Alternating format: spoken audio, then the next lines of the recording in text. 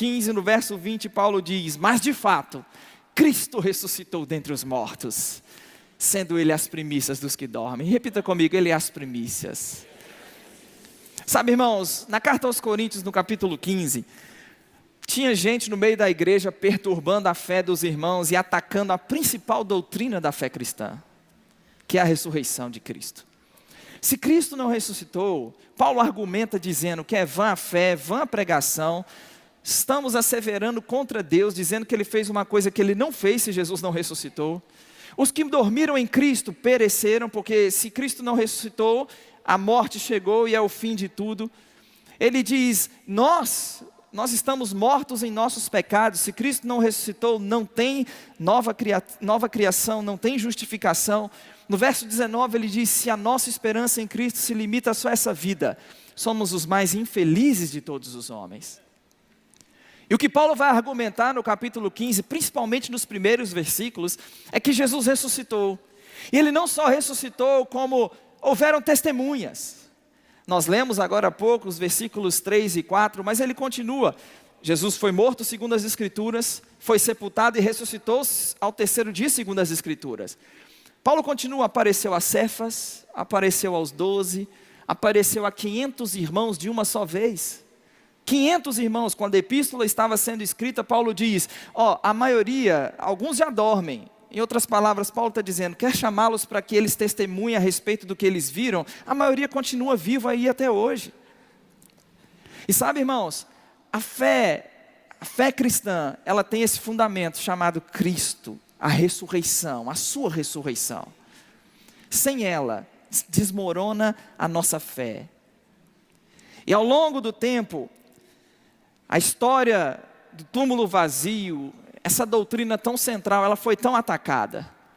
Eu quero que você, por um instante, se você quiser, deixe a sua fé de lado, tá bom? E pense de forma coerente comigo, tá bom? Por um instante, pense de forma coerente. A cidade que Jesus foi morto e sepultado, Jerusalém. Tudo bem fora dos muros de Jerusalém. Jerusalém não era uma grande metrópole como nós temos hoje, metrópoles gigantes, enormes, espalhadas no nosso país. Jerusalém era muito pequena. Quem aqui sabe o que é cultura de cidade pequena? Campina Grande, não estou falando de Campina Grande porque tem mais de 400 mil habitantes, mas minha esposa vem de uma cidade de 10 mil habitantes. Todo mundo conhece todo mundo, Ciclano é filho de Beltrano. Todo mundo sabia quem era Jesus, todo mundo sabia do que ele... A Bíblia diz que a fama dele corria por toda parte. Daqui a pouco aparece Jesus crucificado brutalmente pelos romanos. Ele é colocado em um túmulo, e não tinha como tirar daquele túmulo o corpo. Isso custaria a vida dos soldados. O túmulo era fechado havia um valo em declive com uma pedra enorme que era rolada. Precisava de 2 ou mais homens para conseguir rolar aquela pedra. E aí, no domingo pela manhã, chega a notícia de que o túmulo está vazio. Eu quero que você pense coerentemente por um instante. A crença na ressurreição floresce a partir da própria cidade onde Jesus foi publicamente crucificado e sepultado. A crença na ressurreição não surgiu a partir de Cesareia Marítima, Jericó, distante de uma viagem difícil pelo deserto da Judéia. Não foi na própria cidade onde ele foi brutalmente crucificado. Você acha mesmo que se ele não tivesse ressuscitado, o sinédrio judaico, as autoridades romanas não teriam apontado o lugar do túmulo, talvez exumado o corpo e apresentado o corpo para todo mundo? Esse povo enlouqueceu. Essa história de que ele ressuscitou é maluquice aqui, ele continua morto. Tem alguma evidência de que isso aconteceu? Nenhuma. Por quê? Porque ele ressuscitou, porque o túmulo estava vazio. Vá a Jerusalém. Jerusalém tem 2 lugares que eles apontam ter sido o lugar em que o corpo de Jesus tenha sido colocado: o Jardim da Tumba ou a Igreja do Santo Sepulcro. Há uma longa discussão a respeito do lugar, mas o que se tem em comum é que não tem corpo, não tem restos mortais algum lá, porque o nosso Senhor ressuscitou. Alguns apontaram para as contradições. Não, Eu lembro de ter lido uma declaração de um cético chamado Charles Templeton dizendo: os 4 evangelhos, as descrições dos 4 evangelhos são tão diferentes que nem com toda a boa vontade do mundo há como conciliá-las. E aí um filósofo chamado Michael Martin, da Universidade de Boston, colocou lado a lado essas aparentes contradições. Ele disse em Mateus, vou ler para você rapidamente, amém?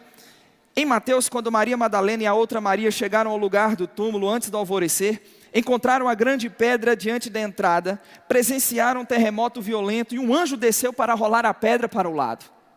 Em Marcos, as mulheres chegaram ao túmulo antes do nascer do sol e a pedra já tinha sido tirada. Em Lucas, quando as mulheres chegaram ao amanhecer, viram que a pedra já tinha sido tirada. Em Mateus, um anjo está sentado sobre a rocha fora do túmulo. Em Marcos, um jovem está sentado dentro do túmulo. Em Lucas, há 2 homens lá dentro. Como disse o pastor Tiago, comigo lascou-se. Em Mateus, as mulheres presentes no túmulo são Maria Madalena e a outra Maria. Em Marcos, as mulheres presentes no túmulo são as 2 Marias e Salomé. Em Lucas, Maria Madalena, Maria mãe de Tiago, Joana e outras mulheres estão no túmulo. Em Mateus, as 2 Marias saem correndo de medo.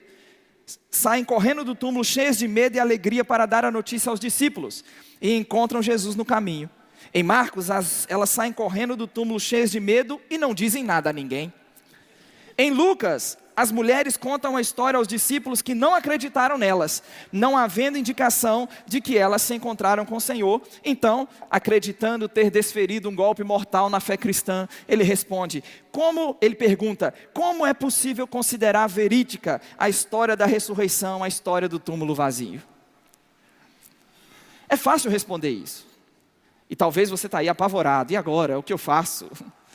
Eu fiquei assim também quando eu li a primeira vez. Mas é fácil responder. Michael Martin é um filósofo e não um historiador. E talvez um filósofo não saiba apreciar o trabalho de um historiador. Porque para um filósofo, a lei, se algo é incoerente, a lei da não contradição diz, joga isso fora, isso não presta. Se tem alguma contradição, o filósofo diz, joga fora. O historiador, diferentemente do filósofo, olha cuidadosamente para essas declarações e diz, bom, eu vejo algumas incoerências quanto à hora do dia, o número de mulheres, mas há uma base histórica nessa história que é confiável. Por mais conflitante que sejam os outros detalhes, o cerne da história não muda.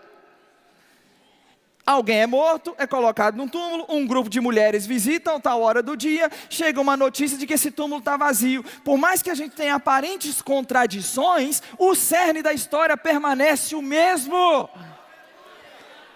O túmulo está vazio, ele ressuscitou. Mas Tiago, como explicar então as aparentes contradições? É simples, são testemunhas independentes, relatando o que viram. Quem é advogado aqui, eu não sou advogado, tá bom? Mas quem é advogado da área do direito vai saber o que eu estou dizendo.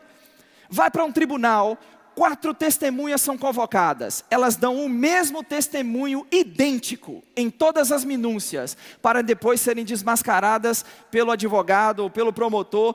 Por quê? Porque foi plágio. Sentaram para combinar o testemunho. Isso é fácil de ser resolvido. Essas aparentes divergências apontam ainda mais a favor para a verdade de que o túmulo está vazio. Porque Mateus, Marcos, Lucas e João, eles não sentaram para combinar o testemunho. Bem, nós vamos inventar uma mentira, nós precisamos nos sair bem no relato que vai ser dado. Eles não sentaram para combinar o testemunho. Mateus falou da sua percepção, Marcos falou da sua, Lucas falou da sua, mas o cerne não muda. O túmulo está vazio.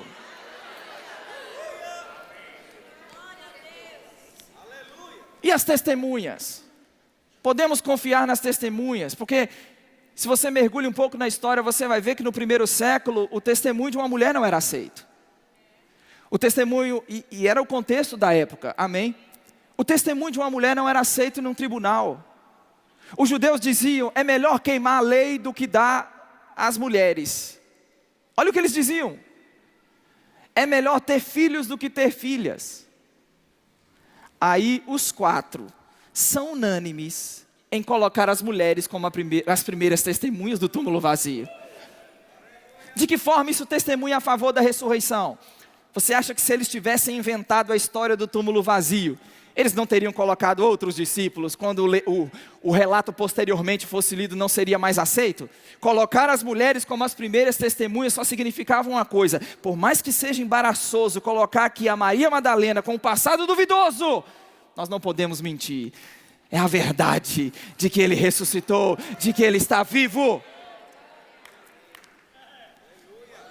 Você quer ver uma outra evidência? A conversão dos céticos.